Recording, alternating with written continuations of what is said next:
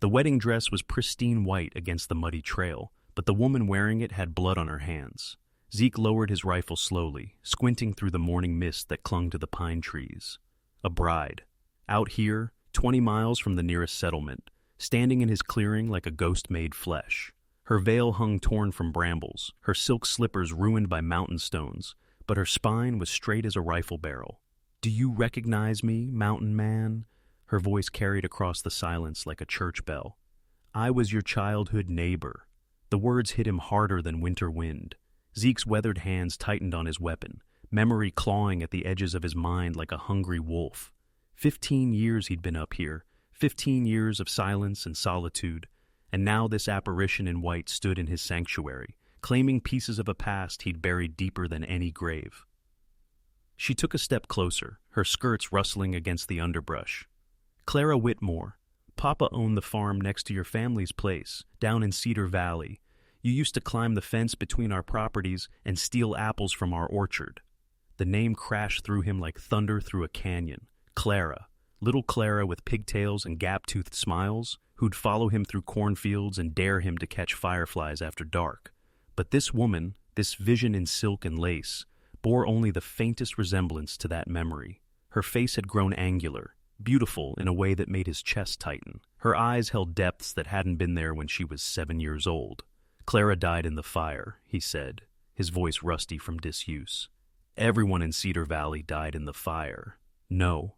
She shook her head, auburn curls escaping from beneath her veil. "Not everyone." The silence stretched between them like a taut rope. Zeke could hear his own heartbeat, could smell the pin, sap and morning dew, could feel the familiar weight of his cabin behind him, the life he'd built from nothing, the peace he'd carved from wilderness. All of it suddenly felt fragile, as spun glass. She lifted her chin, and in that gesture he saw the stubborn little girl who'd once dared him to jump across Miller's Creek. "I need your help, Zeke Morrison, and whether you remember me or not, I'm not leaving this mountain without it." "Help with what?" Zeke's finger stayed near his trigger, though he had lowered the rifle. Trust was a luxury he couldn't afford, not even for ghosts wearing familiar faces. Clara gathered her skirts and moved closer, each step deliberate. "I ran away from my wedding. 3 hours ago, I was supposed to marry Judge Cornelius Blackwood in Tombstone Creek. Instead, I'm here, asking the only person I ever trusted to help me disappear." The name Blackwood sent ice through his veins. Every man west of the Colorado knew that name, knew the fear it carried. Judge Blackwood owned half of Arizona territory, including most of the sheriffs, the banks, and the politicians. Cross him, and you'd find yourself hanging from a tree or buried in an unmarked grave. "You're asking me to make an enemy of the most dangerous man in the territory." Zeke set his rifle against the cabin wall, but kept his distance. "Why would I do that for someone who might not even be who she claims?" Clara reached into her bodice and withdrew something small, wrapped in faded cloth. She unwrapped it slowly, revealing a carved wooden horse, crude, childlike, painted with berry juice that had long since faded to brown stains. "You made this for my 8th birthday," she whispered. "Said it was a Mustang, wild and free like we'd be someday. I've carried it everywhere for 20 years. The toy horse hit him like a physical blow. He remembered whittling it by lamplight, remembered her scree, eeling with delight, remembered promising they'd run away together and live with real wild horses, before the world burned, before everything changed. "Jesus, Clara," his voice came out hoarse. "What happened to you? How did you survive?" "That's a long story." She tucked the horse away, her hands shaking slightly. "But right now, Blackwood's men are probably an hour behind me, maybe less. I stole one of his fastest horses, but they know these mountains too. I need somewhere to hide, and I need someone who knows how to fight." Zeke looked toward the trail where dust was already beginning to rise in the distance. His peaceful morning was dissolving like sugar in rain. He could turn her away, send her back down the mountain to face whatever fate waited. Keep his sanctuary intact, his solitude unbroken. It would be the smart choice, the safe choice. But the wooden horse burned in his memory like a brand, and in Clara's eyes, he saw the same desperate trust she'd shown him when they were children, when the world was simpler and promises meant everything. "They're coming," Clara whispered, following his gaze to the approaching dust cloud. "Please, Zeke, I have nowhere else to go." The hoofbeats came like distant thunder, growing louder with each passing minute. Zeke grabbed Clara's hand, her fingers cold despite the warming sun, and pulled her toward the cabin. "How many?" he asked, already calculating ammunition, escape routes, defensive positions. 8, maybe 10. Clara's voice stayed steady, but he could feel her trembling.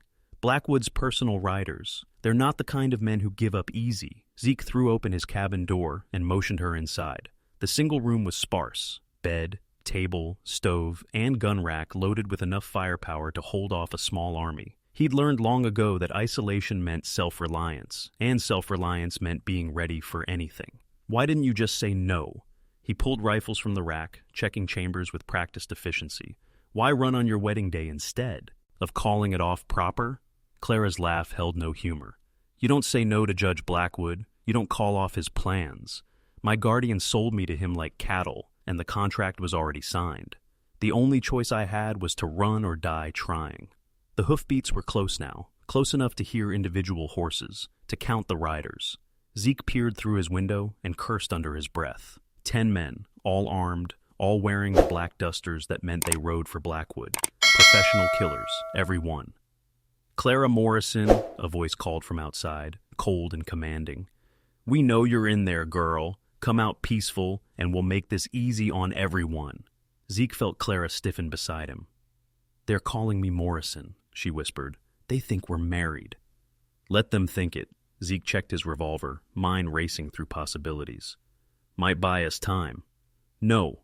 The lead rider's voice carried the authority of a man used to being obeyed. "Time's up.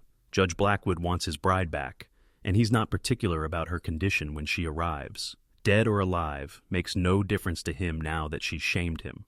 Clara moved to the window, her wedding dress a stark contrast against the rough cabin walls. "Then you'd better be prepared to kill us both, because I'm not going back to him.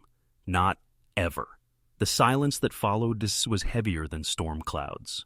Zeke could see the riders shifting in their saddles, hands moving toward weapons. 10 against 2. Impossible odds, but not the first time he'd faced them. The difference was, this time he had something worth protecting. "Your choice, mountain man," the leader called. "Hand over the girl, or we burn you out. Either way, she's coming with us." Zeke stepped into the doorway, rifle cradled in his arms, his presence filling the frame like a promise of violence. "Only way she leaves this mountain is if you kill me first, and I guarantee some of you won't live to collect your pay." The standoff stretched taut as a bowstring, 10 armed men against a mountain hermit and a runaway bride, with death waiting in the balance of a heartbeat. "Wait." Clara stepped past Zeke into the doorway, her wedding dress catching the sunlight like armor. "I want to tell you something before this starts." The lead rider held up a hand, curious despite himself.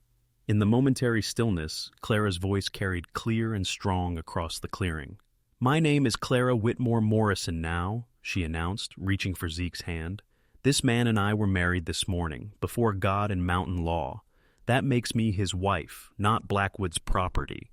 Zeke felt her fingers intertwine with his, felt the calluses on her palms that hadn't been there when she was a child. These weren't the soft hands of a pampered bride. They were the hands of someone who had learned to survive.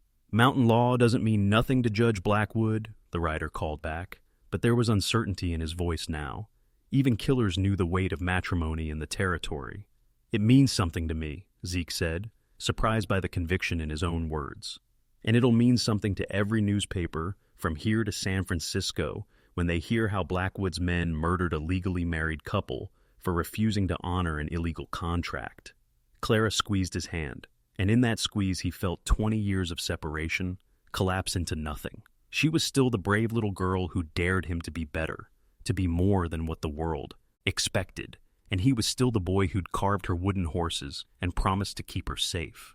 "There's something else," Clara called to the riders. "Something Judge Blackwood doesn't know. The marriage contract he signed with my guardian, it's worthless. My guardian had no legal right to arrange it." She reached into her bodice again and withdrew a folded document, its edges worn from handling. "This is my father's will, properly witnessed and filed with the territorial court. It states clearly that upon my 21st birthday, I inherit full ownership of the Whitmore Ranch and all decisions regarding my future. That birthday was 3 months ago." The riders exchanged glances, uncertainty rippling through their ranks like wind through wheat. Legal complications were dangerous territory, even for men who lived outside the law. Judge Blackwood has been courting a woman who legally owns one of the largest cattle operations in Arizona territory, Clara continued. A woman who can choose her own husband. And I choose Ezekiel Morrison. Zeke looked down at her, seeing past the elaborate dress to the fierce determination beneath. This wasn't the frightened runaway he'd first taken her for. This was a woman who'd planned her escape with the precision of a military campaign, who'd come to him not just for protection, but for partnership. Smart woman, he murmured, low enough that only she could hear. Smart enough to know a good man when I see one, she whispered back. The lead rider was conferring with his men now, voices too low to carry, but Zeke could read their body language, could see doubt creeping in where certainty had been. Legal battles were expensive, messy, and drew unwanted attention from territorial authorities. Blackwood might be powerful, but even he had limits. The standoff broke when the youngest rider, barely old enough to shave, lowered his weapon and backed his horse away from the group. I ain't killing no married couple over a land dispute, he announced, his voice cracking with nervous energy. That's not what I signed on for. Two more riders followed his lead, peeling away from the group like bark from a tree. The leader's face darkened, but he could read the shifting mood of his men. Professional killers they might be, but even killers had lines they wouldn't cross. This ain't over, the leader snarled, though his words carried less conviction than before. Judge Blackwood don't forget, and he don't forgive. Neither do I, Zeke replied, his rifle still trained on the man's chest. You come back up this mountain looking for trouble, you'll find more than you bargained for. The remaining riders wheeled their horses around, kicking up dust as they thundered back down the trail. Clara and Zeke stood in the doorway, hands still joined, watching until the last echoes of hoofbeats faded into silence. Well, Clara said finally, a smile tugging at the corners of her mouth.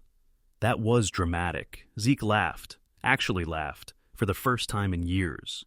You always did have a flair for the theatrical. Even as a kid, you couldn't just ask for help, had to make it into a whole production. It worked, didn't it?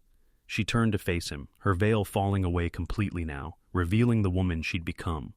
Though, I should probably mention, I really am legally free to choose my own husband. The will, the inheritance, all of it's true. And the marriage proposal? Well, color rose in her cheeks. That part might have been a bit improvised, unless... Zeke looked at her, really looked at her, seeing past the elaborate dress to the courage beneath, past the years of separation to the connection that had never truly broken. He'd traveled hundreds of miles and risked everything to find him, trusting in a childhood promise and a carved wooden horse. Clara Whitmore Morrison, he said slowly, testing the sound of it. Has a nice ring to it. Does that mean yes? Instead of answering with words, he kissed her, gentle and certain, while the mountain wind stirred her torn veil around them like a blessing. When they broke apart, she was crying, tears of relief, of joy, of coming home after 20 years of being lost. They were married 3 days later by a traveling preacher who asked no questions and accepted payment in gold dust. Clara's wedding dress, cleaned and mended, served for the real ceremony this time. Years later, when their children asked how their parents met, Clara would always smile and begin the same way. Your father was the only man I ever knew who could carve wild horses from wood and make them look like they were ready to run. So when I needed to run myself, I knew exactly where to find him. And Zeke would add, watching the sunset paint the mountains gold, sometimes the best things in life are worth waiting 20 years for. The wooden horse still sat on their mantelpiece, faded and worn but treasured, a reminder that some promises once made echo across decades until they find their way home. Stories like this aren't just told, they're felt. If you felt it too, subscribe and stay with us.